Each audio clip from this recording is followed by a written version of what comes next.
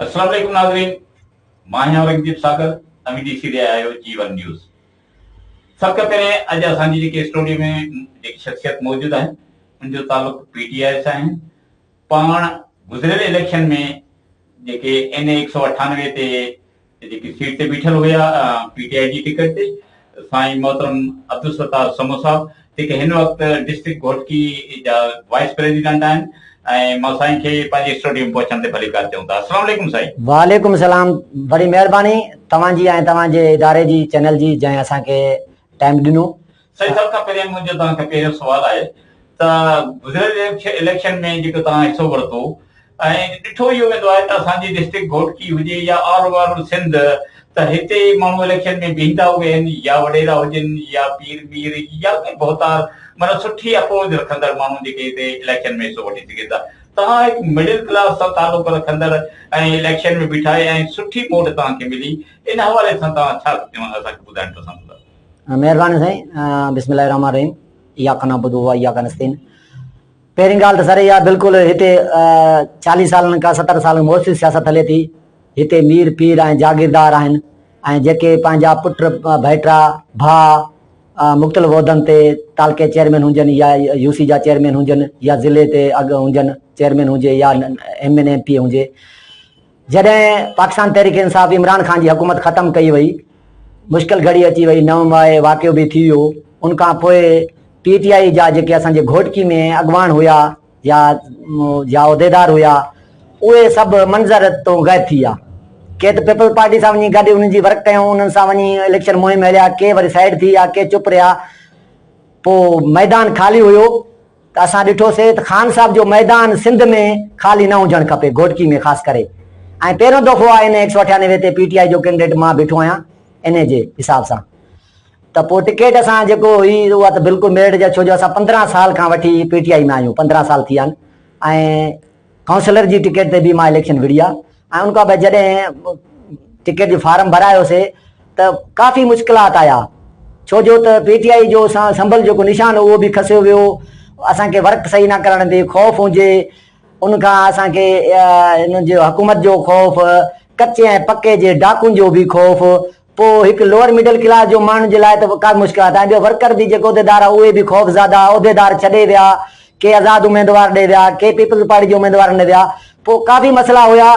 ही जेकी असांजे डिस्ट्रिक्ट घोटकी में जेकी मोर्सी सियासत आहे न, इनखे सोचियोसीं त ख़तमु थियणु करे खपे। ऐं इमरान ख़ान जो जेको आहे हिन टाइम जे असां मुश्किल घड़ी में न बीठासीं, हीअ असांजो पैगाम मैसेज वञणु खपे। न असां सिंध जा माण्हू पोइ ते कंहिं कुर्बानी ॾियण लाइ पोइ ते न रहंदासीं। इंशाअल्लाह इमरान ख़ान जे शान बाशन लाइ असां इलेक्शन में हिसो वरितोसीं। अल्हम्दुलिल्लाह अवाम निशान न हूंदे बि अल्हम्दुलिल्लाह सुठी वोट ॾिनी इमरान ख़ान जी मोहबत जे करे। असांजी का हिते अहमियत न आहे, जेकॾहिं असांखे वोट मिलिया बि आहिनि, जेकॾहिं अॼु असांजी इज़त बि आहे त ख़ान साहब इमरान ख़ान जे करे आहे।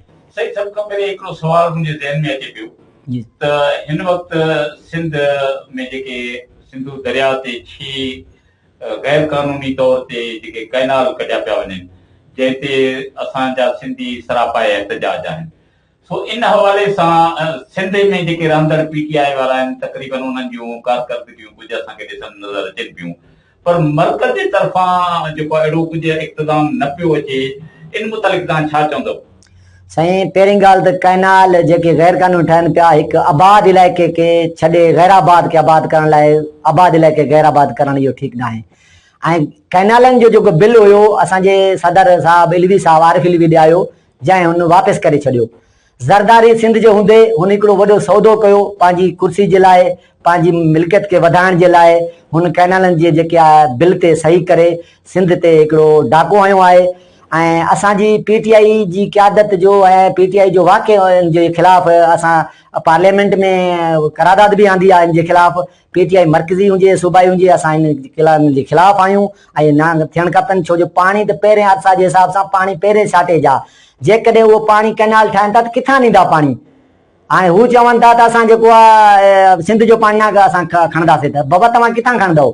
सिंध में पाण पहिरें बि पाणी जी खोट आहे। इन हिसाब सां पीपल्स पार्टी जेको सौदो कयो आहे, इहो सिंध जी असांजी जियापे ते हिकिड़ो जेको आहे धाड़ो आहे। असांजे इंसानी जेको मतिलबु जेको पाणी असांजो हिकु बुनियादी हक़ आहे जीअण जो, उन ते असां सां इहो हिकिड़ो वॾो ज़ुल्म थियो आहे। असां PTI बिल्कुलु इन जे ख़िलाफ़ आहे। इंशाअल्लाह असां इतिजाज, असां 5-7 इतिजाज बि कराया आहिनि। मुसलसल 5-6 महीननि खां इतिजाजनि में हर जॻह ते असां PTI मौजूदु आहे ऐं इंशाअल्लाह असां इनजो इतिजाज कंदा रहंदासीं। सही, इहा त तव्हांजी माना सिंध जे हक़ में। मां मर्कज़ जी ॻाल्हि कयां पियो तव्हां सां, त मर्कज़ में अहिड़ो कहिड़ो इक़्तिदाम वरितो वञे पियो जंहिंजे लाइ माना PTI मर्कज़ में ख़ासि तौर ते पंजाब में आवाज़ न पई खणे इन कैनल जे ख़िलाफ़? इन हवाले सां जेकी इंफॉर्मेशन तव्हां ते आहे मर्कज़ जी। साईं ॻाल्हि ॿुधो न, तव्हांखे ॾाढा चयमि, पार्लियामेंट में असांजी क़ौमी असेंबली में असांजो बाक़ाइदे बिल पेश कयो वियो आहे ऐं तव्हांखे ख़बर आहे असांजी PTI क़यादत, मर्कज़ी क़यादत जो बयान बि आहे। वाक़ई सोशल मीडिया ते ॾिसो, चैनल ते ॾिसो, ऐं तव्हां उन में बिल्कुलु उन्हनि मुज़ामत कई आहे ऐं उनजे लाइ उन्हनि हिकिड़ो पार्लियामेंट में करारदाद आंदी आहे इन कानूनी तरीक़े सां। ऐं उन खां बाद इतिजाज बि मुसलसल असांजो पूरो पियो थिए मर्कज़ जे हिसाब सां। ऐं बाक़ी सिंध जे में असां PTI असांजी सूबाई क़यादत हुजे या ज़िले जी या डिवीज़न जी, असां बिल्कुलु PTI जी नुमाइंदगी थी आहे, बिल्कुलु उन इतिजाज पियो। हाणे गंबट में ताज़ो PTI जी क़यादत सां गॾिजी करे वॾो इतिजाज कयो वियो। ऐं मर्कज़ जी तव्हां जेको चओ था त मर्कज़ में मर्कज़ जी अॻुवाणियुनि जो कंहिंजो बि तव्हां ॿुधो, उन्हनि सॼनि मज़ामत कई आहे ऐं करारदाद पार्लियामेंट में असांजी PTI पार्टी आहे जंहिं आंदो आहे। सही, ॾिसो त गुज़िरियल इलेक्शन खां बाद में इमरान ख़ान जो क़ैद में वञणु ऐं उन खां बाद में पार्टी जा काफ़ी माण्हुनि जो यू टर्न वठी ॿी पार्टी में शामिल थियणु, इन खां बाद में PTI जो मुस्तक़बिल गुज़िरियल इलेक्शन ताईं या इन विच में जेको दौर अचे पियो इलेक्शन जे इन विच दौर में, तव्हां PTI खे छा सम्झो पिया त छा ही वाक़ई पार्टी दुबारा माना सिर खणाईंदी या माना इलेक्शन खटण जी तयारी करे पई? साईं ॾिसो न, जेको 8 फरवरी ते ऐं हुकूमत सम्झो त इमरान ख़ान जो संभल खसियोसीं, निशान खसियोसीं, उनखे बंदि कयोसीं, उनजा कैंडिडेट अॻवान सभु जेलनि में मोकिले छॾियऊं, वर्कर बि असांजा जेलनि में, पार्टी उन सम्झो ज़ीरो थी वई आहे। पर 8 नवंबर ते असांजी PTI 170 सीटां खयूं, जेको 170 सीटनि वारो अॼु जेल में आहे, जेको 17 सीटनि वारो जेको आहे उहो वज़ीर आज़म आहे ऐं पीपल्स पार्टी तोड़े हुजे। इहो अवाम जो रद अमल हुयो। बाक़ी जेके यू टर्न वठी लोटा थी भॼी विया आहिनि उहे अॼु ज़ीरो आहिनि। ऐं तव्हांखे ख़बर हुजे जेके पंजाब में जेके अहिड़ा बि असां जीअं त ख़ान साहब जो पैगाम हो त जेकॾहिं कंहिं थंबे खे बि बीहंदो, थंबे जो मक़सदु इहो आहे जीअं मूं जहिड़ो को शख़्स, जे मां हिते 12,000 वोट खयां थो, मुंहिंजी वोट जी हैसियत 100 जी न आहे, इहो मक़सदु आहे थंबो। पंजाब में काफ़ी असांजा कैंडिडेट खटे आहिनि लोअर मिडिल क्लास जा। अवाम इमरान ख़ान सां गॾु बीठी आहे। पाकिस्तानी 4 सूबनि में अॼु जेकी मक़बूलियत इमरान ख़ान जी आहे, जेल में वञण सां कंहिं लीडर ख़तमु न थींदा, इतां ई लीडरनि जी जेकी आहे मक़बूलियत वधंदी आहे। हीअ बंदि करे हिननि इमरान ख़ान खे बंदि न कयो। हीअ हाणे जेका 8 नवंबर पंहिंजो जेको फरवरी ते इलेक्शन थी आहे, इहो 25 करोड़ अवाम जो जेको आहे मैंडेट खे उन्हनि चोराए करे उनजे क़ैद खे जेको जेल में बंदि कयो आहे, इहे 25 करोड़ अवाम खे हिन समय जेल में बंदि कयो आहे।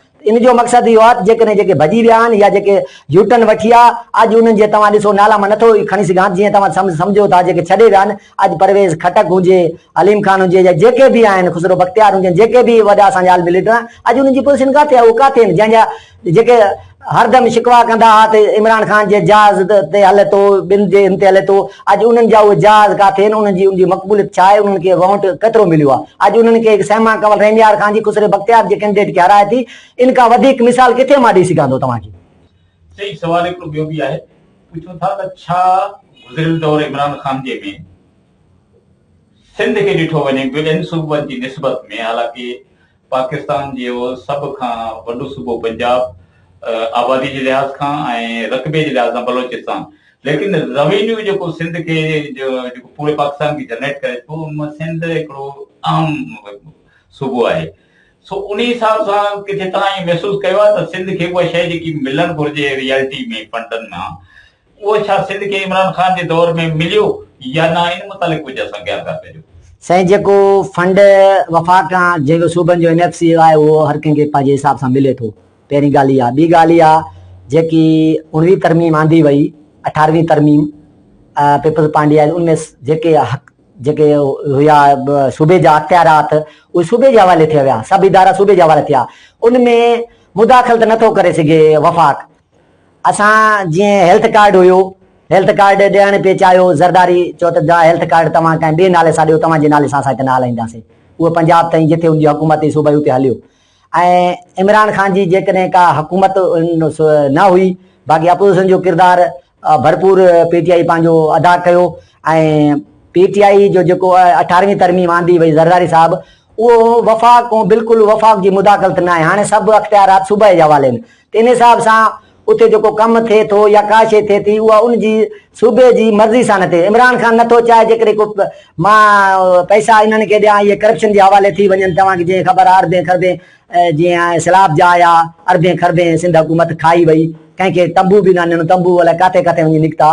त अहिड़े हिसाब सां इन्हनि जो मशहूरु आहे त हीअ जेके करप्शन में पीपल्स पार्टी जो 3 ॾहाकनि खां हुकूमत अचे पई, त अहिड़े हिसाब सां इमरान ख़ान कॾहिं सिंध जो हक़ न आहे मारियो, सिंध जे हक़नि लाइ ॻाल्हायो बि आहे। तव्हांखे अॻु में चयुमि त इलवी साहब जे दौर में इहो कैनालनि जो बिल आयो, सदर असांजे PTI जो हुयो, लेकिन उन रिजेक्ट करे छॾियो। छा सिंध जो जेको आहे ज़रदारी न आहे, जंहिंखे पूरे 3 ॾहाकनि खां वठी पंहिंजो सिंध हुकूमत में हले थो पियो। सिंध उनखे वोट ॾिनो आहे, कहिड़े हिसाब सां उन वरितो आहे, मैंडेट चोरी कयो आहे या कीअं बि, त हुकूमत हुनजी आहे, पर हुन पोइ बि सिंध सां गद्दारी कई। ऐं इमरान ख़ान सिंध जे लाइ हर दफ़े ॻाल्हाइणो बि आहे। ऐं जेकॾहिं सिंध में असांजी हुकूमत पीपल्स पार्टी PTI जी अचे थी ऐं पीपल्स पार्टी ख़तमु थिए थी ऐं PTI अचे थी, इनशाला जीअं ॿिनि सूबनि खे हक़ूक़ मिलिया आहिनि ईअं सिंध खे बि मिलंदा। सिंध जी अवाम जीअं तव्हां चयो त पीपल्स पार्टी जा काफ़ी सारा जेके हाञा सिंध सां कया विया, इन हूंदे बि वोट सिंधियुनि जा अक्सर इन पार्टी खे ई जेके मिलंदा। मां नालो कंहिं पार्टी जो नथो खणणु चाहियां।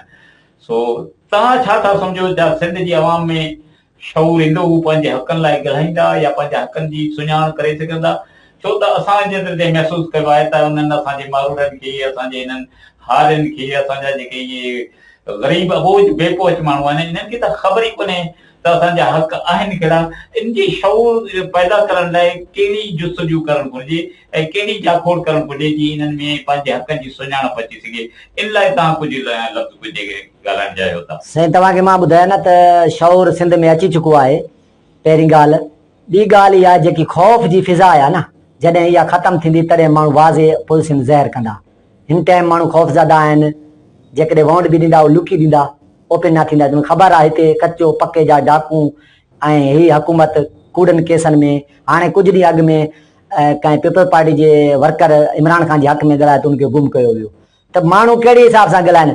जेतर ताईं पाकिस्तान में इंसाफ़ अदल क़ाइमु नथो थिए, उनजी ओतर ताईं माण्हू खुली करे पंहिंजे हक़ जो या वोट जो या का शइ खुली करे न कंदा। बाक़ी अवाम में शऊर आहे, जीअं असां तव्हांखे अॻे ॿुधायोसीं त शऊर हुयो त जे असां जहिड़े के 12-13 हज़ार हिन घोटकी में, जेको सभु ज़िलनि खां ख़तरनाक ज़िलो आहे। हिते कचो बि हिते आहे, पको बि हिते आहे, ऐं हिते हर घटि में घटि सभ को ज़्यादा सरदारी निज़ाम हिते आहे।